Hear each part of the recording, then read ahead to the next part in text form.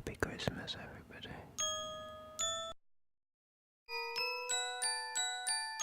On the 25th of December, as Christmas rose northeasterly in the east, how three wise men settled into their homes, and children all around placed their heads into their beds for sleep. And it was on this day one decision was made that we might live in perpetual harmony and with free will despite our sins. And this Saviour was given a name. Hello everybody. Good night, Ian. Good night, good night, Mommy and Daddy. Mommy, say good night to Daddy for me. All right, I'll tell him good night for both of you.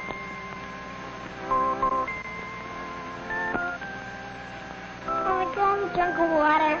You've had a drink already. Now, children, it's time to go to sleep.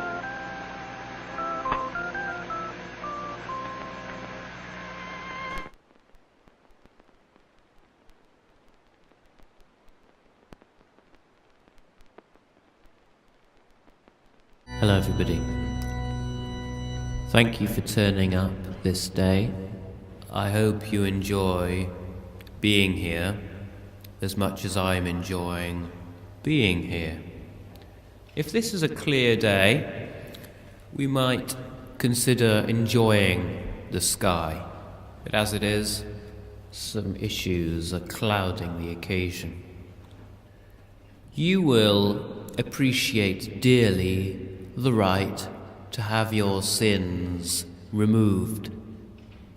This is called sanctimonial depletion. Let us ask now, for those of you who wish to have any meaning in this life, as one who has sinned and one who will remain a sinner, he will turn to his Creator and say how much he has sinned.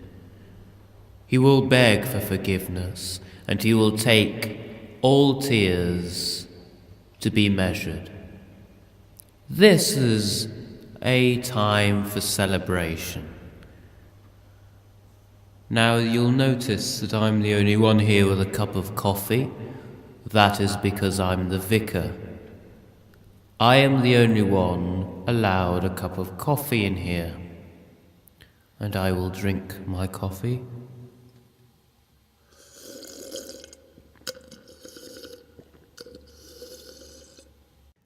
This is his story.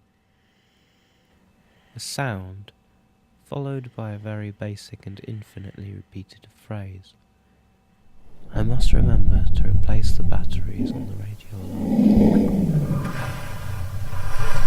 Where we some stair trips is a good idea, I think. I'd rather be safe. Than sorry, I think.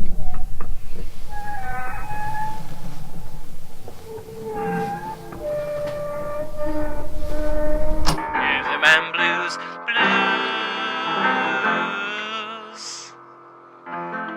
That was Johnny Be Good and Ain't Got Those Rhythm and Blues.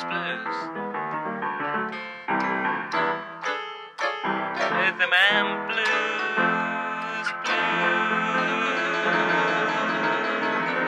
yeah.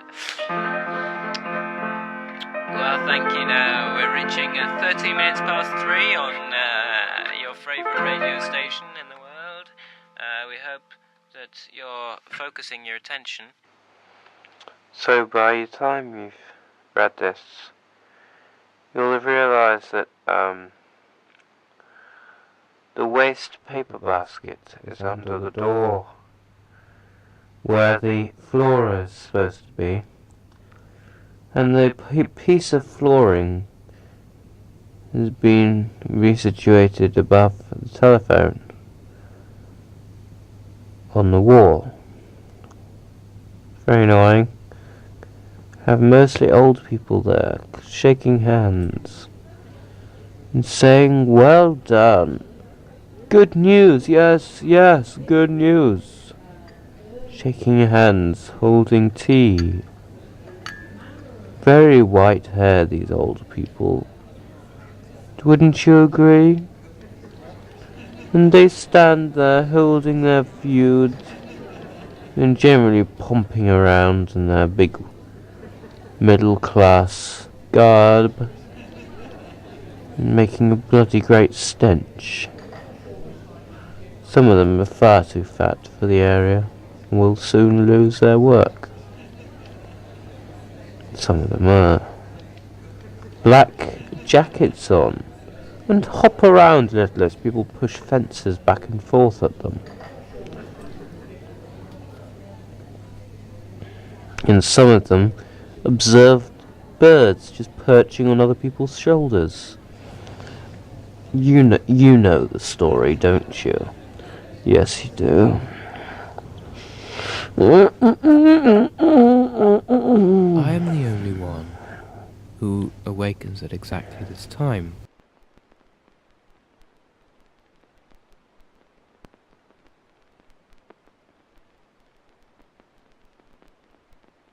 The figure of Saint Barley disappeared, and left me alone in that room, stone cold and dehydrated. Only the silence hung around me, and my every action and thought was penetrated by its depth.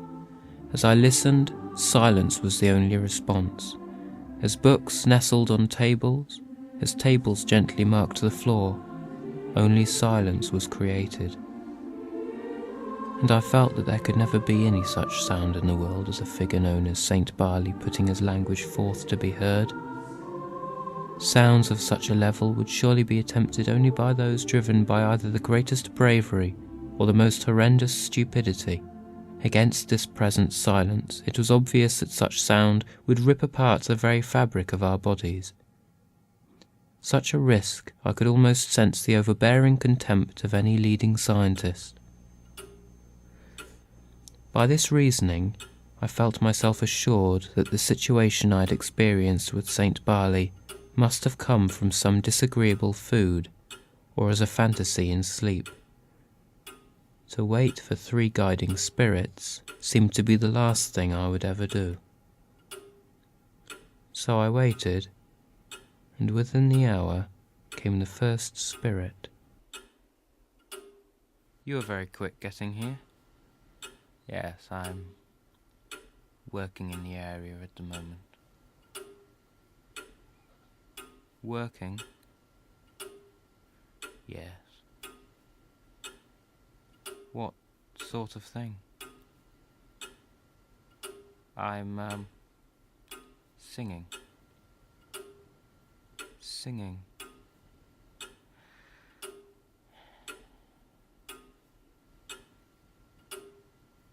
So, you're the ghost of Christmas past? Yes, I am. And I'm here to offer you a glimpse of my world that you might take and learn. An alternative way of living. Please walk with me across your room and stare through this rectangular space normally occupied by a window. Appreciate the wonderment of the activity in store.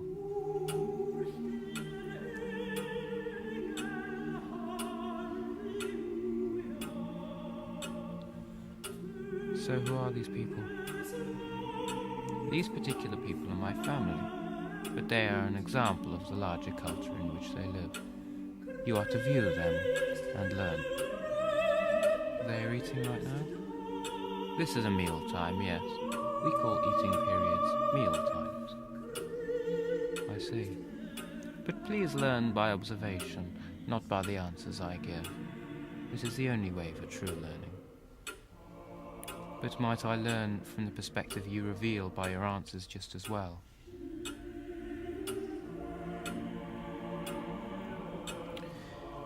Your people appear to be struggling to cut their food with tiny wood saws.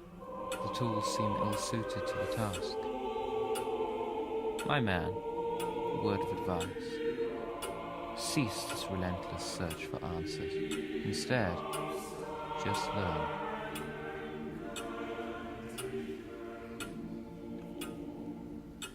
So this is the culture of your whole land, or just your family?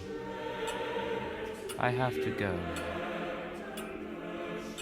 The ghost of Christmas past left, and so I waited for the second spirit. A knock came at my front door, a heavy hand, full of wisdom. Down the stairs, opened the door. Nobody lay behind. A window smashed above me. I stepped outside and turned around to peer up at the jagged broken glass on the second story. Behind, there was movement. Somebody appeared to be shifting furniture around in my living room.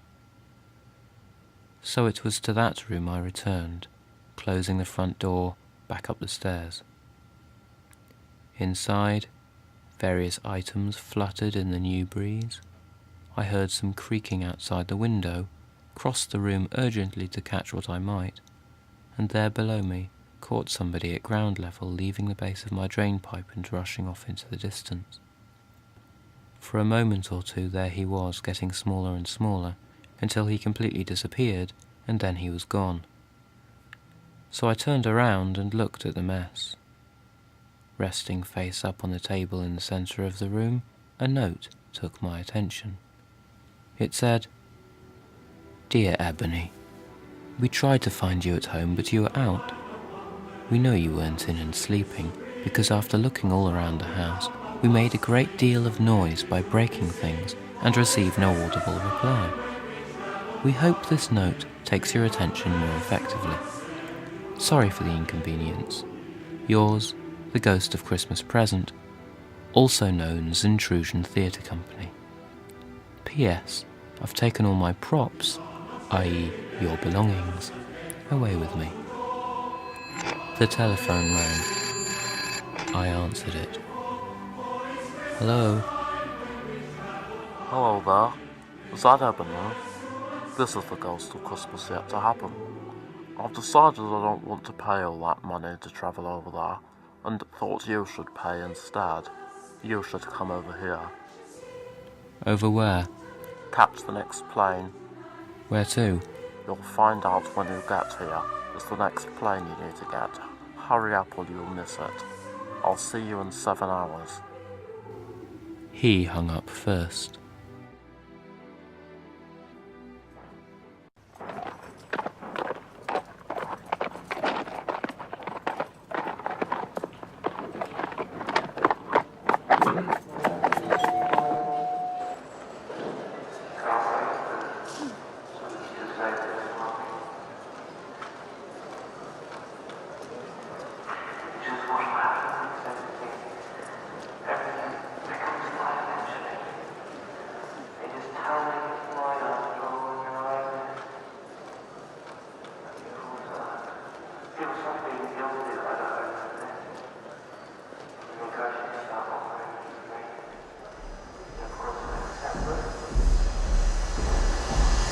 Elsa, breathing or non-breathing?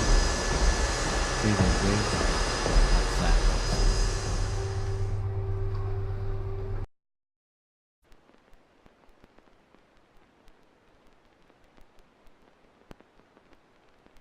And held firmly by any member of staff to whom the situation is given. It goes something like this.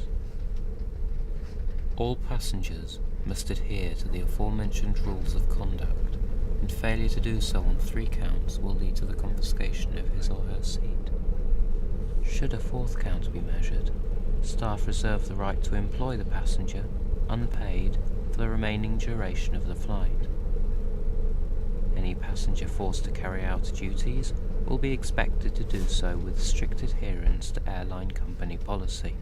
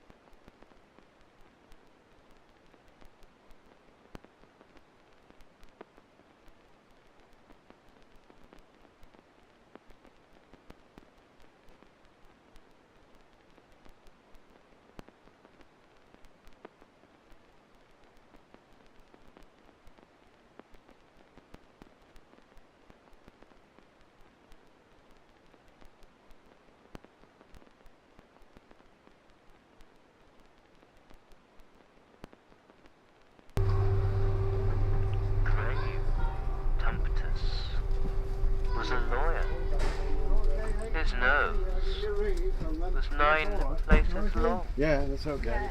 He had a twig at one end, as if noting the old Pinocchio shred. His bed was of mottled grey clay, and his wife, she couldn't stop opening the window. By the time the children had come home from school and cleaned up the mud that they'd spread up and down the stairs. Who done that? I'm about fed up with you. You ain't like it, I'll tongue down to you. Tom! Oh! Hey, you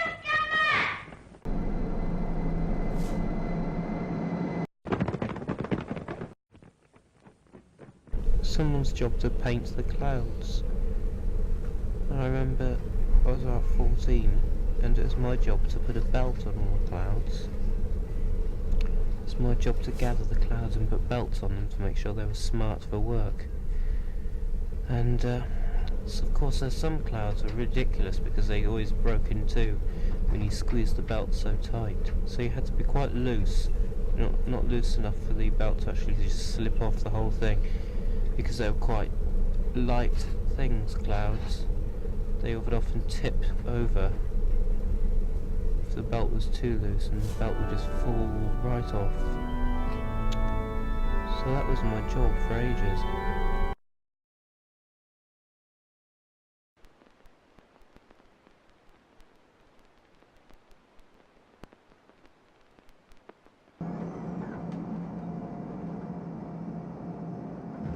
There is a precise moment at the end of every process where one needs to complete the sentence they are on and put their pen down and let that be the end. In early stages this might lead to a number of incomplete sentences, but should a particular type of process be repeated enough, one becomes familiar with the amount of work that can be finished in that restraint, and at least reach the target with a beginning, middle and end in place. Of course, this means shortcuts must be made, and with a decrease in the available time comes an inevitable increase in the number of shortcuts that must be made along the way. And so it is that one must accept the length given for the necessary reflection of a past day's events, or never begin the next. Finally, after each event has waited patiently for the next one to be completed, and then the next, all come into alignment to be viewed as one image that can be stored as an abbreviation for future reference. It is at that stage that I find myself now, observing one image that cannot be described in words without it being restored in length to a complete 12-hour day. The image has been stored, and any errors from any stage in the process have been sealed into the conclusion, unlikely ever to be unearthed.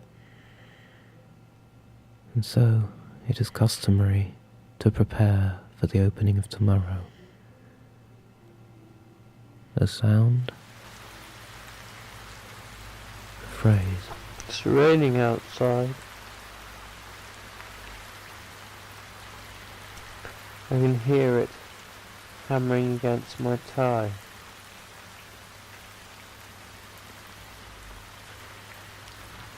A sound, a phrase. The man was scary through two instances. The first was that he would frequently just tap at people's windows at night. The second was that during the daytime he would perch solidly naked in the middle of the motorway, holding up a placard that said, "I didn't rob the Queen or stab her recently." And the recently was underlined, and there were two exclamation marks, as if to say it wasn't done within the last 2 weeks anyway. So this man promised me a trip to the West Indies where he would seal me within a special resin that would cast my body perfectly forever, and that he would store me as a paperweight in his wardrobe for a rainy day to happen. And then on the rainy day he would place this large paperweight with me inside on top of his desk to stop the paper from actually getting wet, as well as just holding the paper down. So I served as a sort of umbrella sealant for the paperwork, as well as stopping it from blowing away, because there's nothing worse than spending 2.5 hours setting up an umbrella of your favourite paperwork as you leave it outside, and suddenly find that it's been taken away by the breeze. So you need a combination.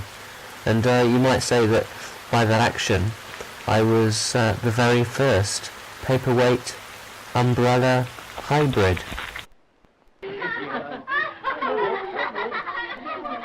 Oh, I've eaten too much. And even now, we haven't eaten it all. Happy-go-lucky toy soldier with hands on his hips needs plenty of room to stand guard in front of your house. He's over 6 feet tall. Use him by your fireplace during wet weather. Other times, let him flank your entry to protect a giant basket of gifts wrapped especially for guests invited to a party. To copy Tall Soldier, there was only one of a long row of soldiers in the display windows of Abbey Rents in Los Angeles. You need very few materials: 2x4s, poster paint.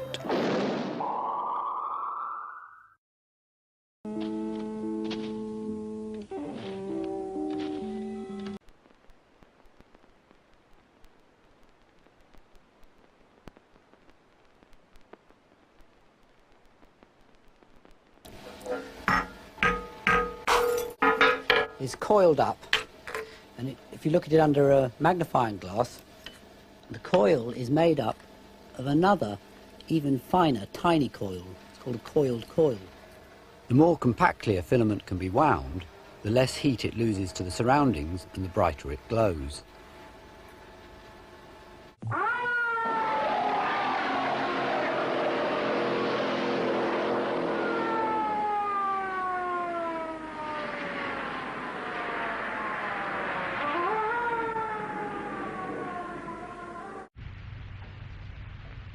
Bill starts the ball for the bottom, Nell the ball for the middle. A little snowball like this grows into a big snowman.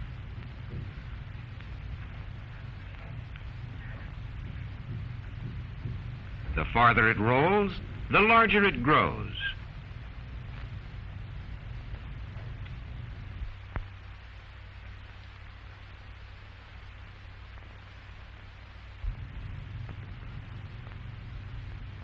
The snowman will stand where the largest snowball stops. How big the ball for the body has grown. Teamwork helps to make a good snowman. Oh, look out! Charlie, come and help us. Coming. There it is.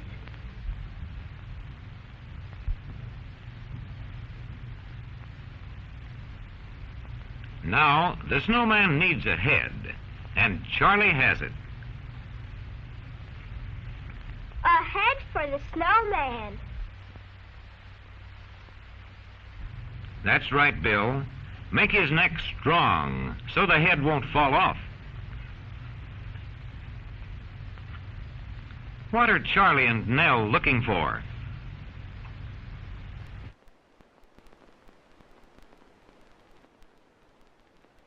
Two days later, I opened my eyes. Once the balance between the patches of light and dark had been made, and the colours became apparent, I saw faces. Faces all around me with their mouths opening and closing, lips touching, pulling apart, revealing teeth which were touching before they pulled apart. Opening and closing lips and teeth like that for ages. Really for ages. And I was just accepting it as fine, until they began to look annoyed, all these faces. And then I remembered, and I felt so stupid.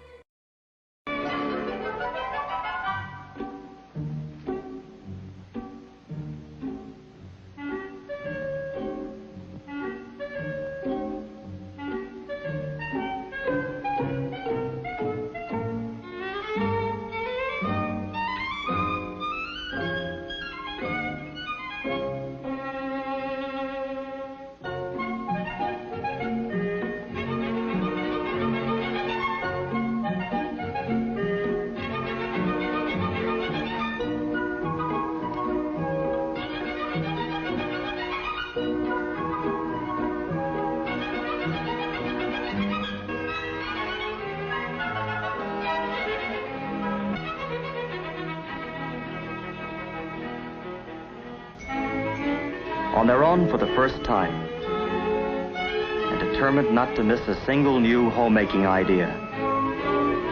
They're busy just making choices, and welcome solid information in concise form.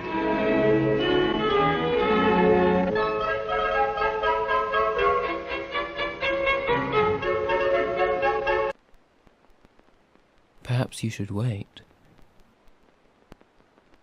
In time you'll be told where you are, and whether it is best to be there. This is a thing to do, I think, to just wait. Sooner or later, you'll be told. You'll receive a message through the post.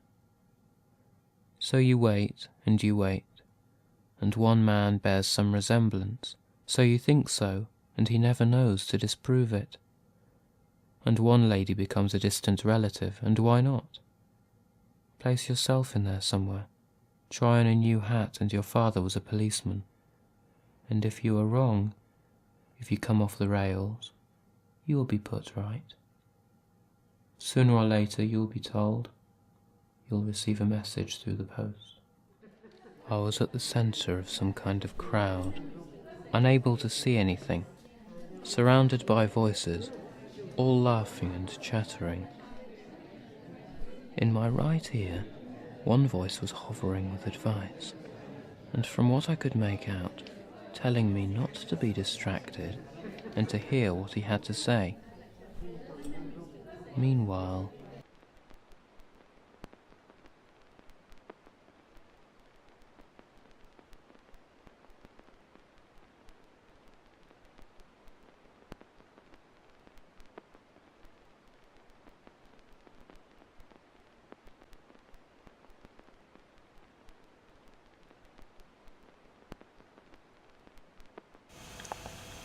I remember once I went into a zoo and I was chased down this concrete ramp into the area where the giraffes are stored when they're not on display, which is a very small, cramped area with 10 giraffes occupying the space of what would be about 4 large cars, so there wasn't much room for them to move, and to stop them getting diseases in the winter months you'd fill them with antibiotics, of course, but that's a different story really. I was going down there, I was chased down there, and all of a sudden I was locked in.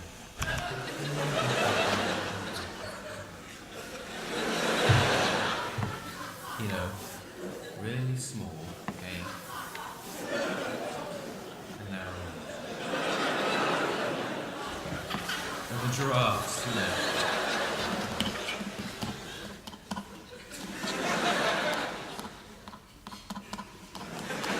So, 10 of them, this is really cramped, and I'm thinking,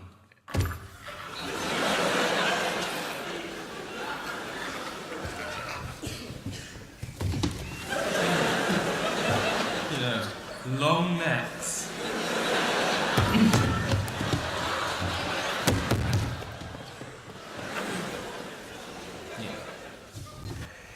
And it was, I thought, this was some sort of disaster, of course, because I was quite young at the time, and I'd never slept overnight in a giraffe storage area before, and the overall sensation I had was that I'd never get out or something, or that I wouldn't at least get out in time to consume enough water or food to serve me well,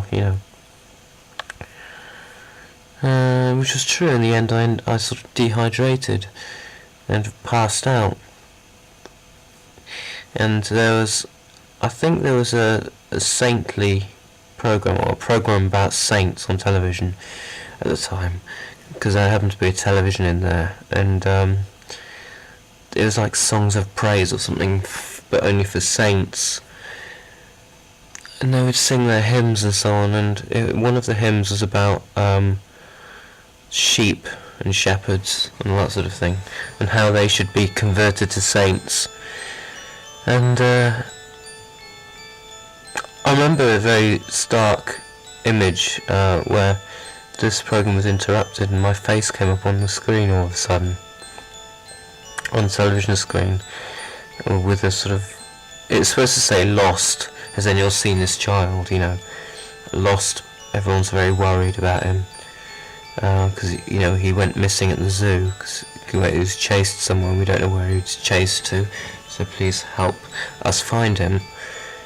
You know, it's supposed to say that, but instead it said wanted for breaking and entering and attempting to steal a fake torso from the Madame Tussauds Popeye exhibition, which happened to be going on at the same time. But in France, though, obviously I was distraught because they were, instead of having people searching for me to save me, they were searching for me to arrest me. And the police were looking instead of the usual search people. And the police don't have torches. It was quite worrying, and the police have other jobs as well, so they're probably getting distracted quite a lot. And that's prolonged my anxiety as I lay suffocating in this giraffe storage area. Anyway, weeks passed, and somebody finally decided to let the giraffes out, and I was discovered in a mountain of hay, just trying to see whether the clouds could form themselves into a message for me, staring up into the sky, you know. And they found me. Someone saw me, shook me by the hand and said, "Well done, you've been waiting a long, long time, very brave of you."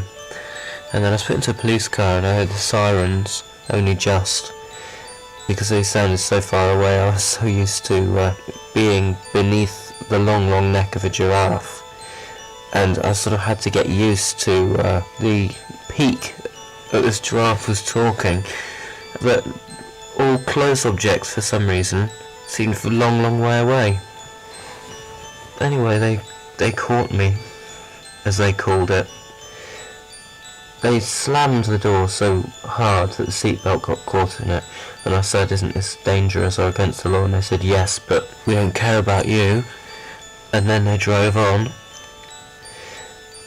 until they got to the traffic light, and then one of those big burly chaps with huge podgy shoulders opened the door for me and allowed me to unhook the seatbelt from the door.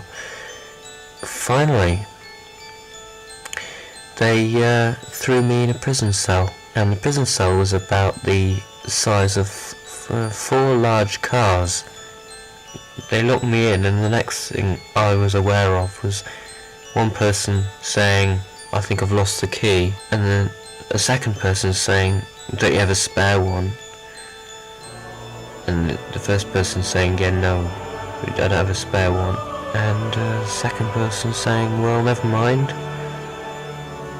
Where shall we go for lunch?"